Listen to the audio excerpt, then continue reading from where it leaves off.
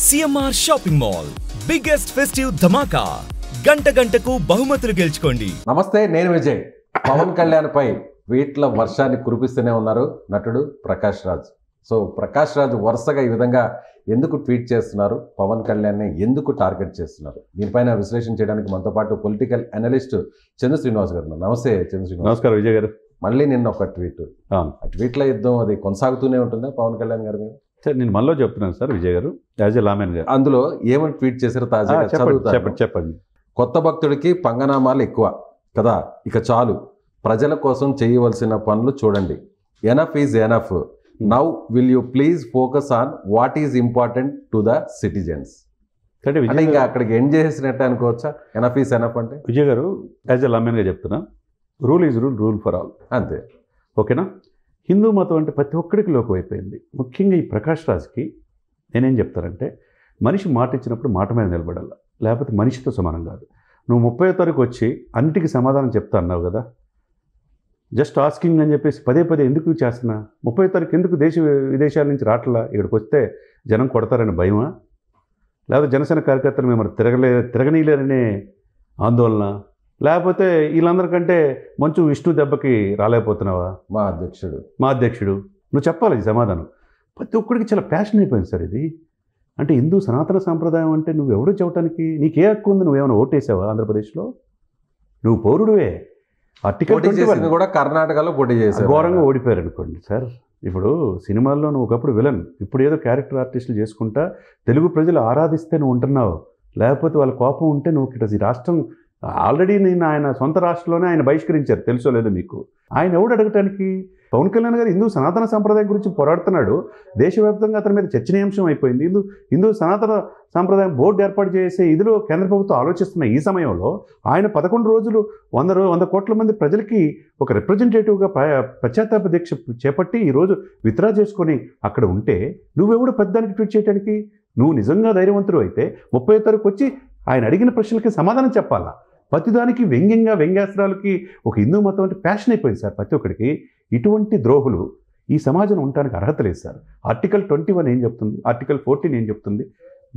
హిందూ సనాతన సాంప్రదాయంతో పాటు న్యాయశాస్త్రం code, common civil code ఉంటుంది, ఈ శిక్షాస్మృతి ఉంటుంది. దాన్ని తెలుసుకోవాలా. ఏం తెలుసుకోవాలా? ఆర్టికల్ 21 ప్రతి ఒక్కడికి భారతదేశంలో జీవించే హక్కు ఉంది. Article 14 right to freedom of expression everywhere in India. మాట్లాడొచ్చు, కానీ ఇతరుల మనోభావాలు దెబ్బతినకుండా. విజయ్ గారు మాట్లాడడానికి ఒక హక్కు ఉంది. ఇప్పుడు నమస్కారానికి ప్రతి నమస్కారం సంస్కారం, అంతేగా విజయ్ గారు అంటే చందు గారు అంటారు. అది నువ్వు సంస్కారం లేనివాడికి, సంస్కారం హీనుడికి ఎన్ని చెప్పిన ఉపయోగం ఏముంది? నీకు ఆల్రెడీ పవన్ కళ్యాణ్ గారు చెప్పారు, నువ్వంటే నాకు గౌరవం, నీ భావాలు నీ ఆలోచనలు బాగానే ఉంటాయి, కానీ రాజకీయంగా నువ్వు ఇప్పుడు ఎంచుకున్న మార్గం కరెక్ట్ కాదు, నువ్వు ప్రశ్నించకూడదు అని చెప్పన్నాడు. నువ్వు ప్రతిదానికి ఇంక్లూడ్ చేస్తా పంగనామాలు ఎక్కువ అని నువ్వెవడు ట్వీట్ చేయడానికి? మనం 30వ తారీఖు ఈ విదేశాల్లో షూటింగ్లో పెట్టుకున్న నీకు ఎందుకు ధైర్యం లేదు ఇక్కడికి వచ్చే? సో ఆల్రెడీ 2వ తారీఖు వచ్చేసి 2వ తారీఖు అక్టోబర్ 2 లాల్ బహదూర్ శాస్త్రి జయంతి, గాంధీ జయంతి జరుగుతుంది. కానీ నీకు దేవుడి మీద, హిందూ సనాతన సాంప్రదాయం భక్తి లేదు. నీకు హిందూ ఇతరులుగా ఉన్నావు. ఏదో మోదీకి మేలు చేస్తున్నాడు పవన్ కళ్యాణ్ ఉద్దేశంతో మాట్లాడుతున్నావు, ట్వీట్ చేస్తున్నావు. ట్వీట్లు ఎందుకు సార్? దమ్ము ధైర్యం ఉంటే ప్రజల దగ్గరికి వచ్చి మాట్లాడాలా. అది లేకుండా నువ్వు విదేశాల్లో ఉండి షూటింగ్ చేస్తే తెలుగు ప్రజలు నీకు ఎట్లా ఆదరిస్తారు? చీ అంటారు. ఇది కాదు కదండి. కాబట్టి ఇక ప్రకాష్ రాజు కొద్దిగా ఏదైనా తెలివితేటలుంటే నువ్వు నీ యొక్క ట్వీట్ల సాంప్రదాయానికి ఫుల్ స్టాప్ పెట్టి ప్రజల దగ్గరికి రా. ప్రజల దగ్గరికి వచ్చినప్పుడు నేను స్వీకరిస్తారు. అట్లా రానప్పుడు నీకు శాశ్వతంగా తెలుగు ఇండస్ట్రీ నుంచి ఆల్రెడీ మూవీ ఆర్టిస్ట్ అసోసియేషన్ మొత్తం ఒక నిర్ణయం తీసుకుంటుంది, ఏదో బహిష్కరించాల ఆలోచన ఉందంట. ప్రతిదానికి ఏలు పెట్టి ప్రతిదీ నేనే ఉంటానని చెప్పే ఉద్దేశంతో ఒక ఇదిగా మాట్లాడటం అది కరెక్ట్. కానీ ఇది ఎన్నికల సమయం కూడా కాదు. కానీ ఎందుకు ఈ విధంగా ప్రకాష్ రాజ్ గారు పవన్ కళ్యాణ్ గారిని టార్గెట్ చేస్తున్నారు? ఇద్దరు కూడా మంచి నటులు, ఇద్దరి మధ్య కుటుంబాల పరంగా చూస్తే మంచి సంబంధాలు ఉన్నాయి. సో ఇలాంటి టైంలో ఎందుకు ఆ విధంగా వరుసగా ఈ 5-6 రోజులుగానే దాదాపు ఒక 6-7 ట్వీట్లు చేశారు ఆయన. జస్ట్ ఆస్కింగ్ అంటూనే ఆయన వ్యంగ్యంగా ఆయన అస్త్రాలంతా కూడా సంధిస్తున్నాడు. ఎందుకోసం ఇది? ఇప్పుడు మీకు వ్యంగ్యం అనేది మీకు కూడా అర్థమైంది కదా సార్? కంపల్సరీ. ఒక రిపోర్టర్గా, ఒక ప్రజెంటర్గా మీకు అర్థమైంది కదా. యాజ్ అనలిస్ట్గా నాకు కూడా అర్థమవుతుంది, యాజ్ నేను లా చదువుకున్నాడుగా నాకు కూడా అర్థమవుతుంది. ఆయన చెప్పే ప్రతి మాట వ్యంగ్యమే, ఎట్టకారమే. నువ్వు సినిమాల్లో డైలాగులు నువ్వు చెప్పినంత మాత్రం నిజ జీవితంలో నువ్వు వేరే హీరో ఏం కాదు. ఇప్పుడు విలన్గా తెలుగు ప్రజలు చూస్తున్నారు. నువ్వు రేపు ఎయిర్పోర్ట్ వస్తే ఎక్కడ దిగుతావో ఎదురు చూసే వాళ్ళు కూడా ఉన్నారు ఆల్రెడీ. అలాంటివి కూడా జరుగుతాయి. అలాంటి డెఫినెట్గా జరుగుతాయి. ఇలాంటి కంటిన్యూగా హిందూ మతం మీద ప్రతి ఒక్కటి, నేను మళ్ళీ చెప్తున్నా కదా సార్, హిందూ మతం అంటే ప్రతి ఒక్కరికి చులకన అయిపోయింది. ఇది ప్యాషన్ అయిపోయింది. చివరికి బొలిశెట్టి సత్య లాంటి పర్యావరణ ప్రేమికుడు కూడా, జనసేన అధికార ప్రతినిధి కూడా, ప్రధాన కార్యదర్శి కూడా నిన్న ట్వీట్ చేశాడు, నువ్వు మరి జగన్మోహన్ రెడ్డి గారి మీద అన్ని కేసులుంటే కోర్టులు కూడా హాజరవ్వకుండా విచక్షణాధికారం ఉపయోగించి బెయిల్ మీద ఉన్నాడు కదా, దాదాపు ఆయన మీద 36 కేసులు ఉన్నాయి కదా, మరి ఆయన ఎందుకు ప్రశ్నించవు అని అడుగుతున్నాడు బొలిశెట్టి సత్య గారు. ప్రశ్నిస్తే గొడ్డల పోటు పడుతుందనే భయం అని కూడా ట్వీట్ చేశారు. మరి ఆయన కూడా సమాధానం చెప్పాలిగా. ఇప్పుడు ఏంటంటే సమయంతో ఉన్నారు సార్ ఫ్యాన్స్ కానీ, జనసేన పార్టీ అభిమానులు కానీ, వీర మహిళలు కానీ, వాళ్ళు కనుక ఒక రూపం దాలిస్తే ఏమవుద్దో ప్రకాష్ రాజ్ గారు చూసుకోవాలా. ఆ సినిమాలు కూడా ఆడినీరిక. కాబట్టి ఎందుకో అందరినీ శత్రువు అనిపించుకోవటం కంటే విఘ్నతో ఇక మీదైనా ఆలోచించి ఫైనల్గా నీలో పరివర్తన, నీకు మానసిక పరిస్థితి గురించి ఒక్కసారి కనుక డాక్టర్ని సంప్రదిస్తే బాగుంటుంది అనేది నా అభిప్రాయం. సో మా ఎన్నికల్లో మంచు విష్ణు కంటే కూడా ఈయనకే ఎక్కువ సపోర్ట్ చేసింది చిరంజీవి ఫ్యామిలీ అంతా కూడా. మరి ఇలాంటి టైంలో ఆయన అలాంటి రియాక్షన్స్ రావడం అనేది నిజంగా ఎవరు ఊహించిన పరిణామం అనుకోవచ్చు. అంటే మూలాలు మర్చిపోయినోడు మనిషే కాదు. కాబట్టి నీకు మోహన్ బాబు శత్రువు అవుతాడని తెలిసి కూడా మోహన్ బాబుకి యంత్రాంగం మొత్తం సహకరించిన నీ వైపు మిత్రధర్మం ప్రకారం చిరంజీవి గారు కావచ్చు, mega entire family Pawan Kalyan గారితో సహా నీకు రాష్ట్రేతరుడు అయినా ఈ రాష్ట్రానికి సంబంధం లేదు నీకు, అవును కదా.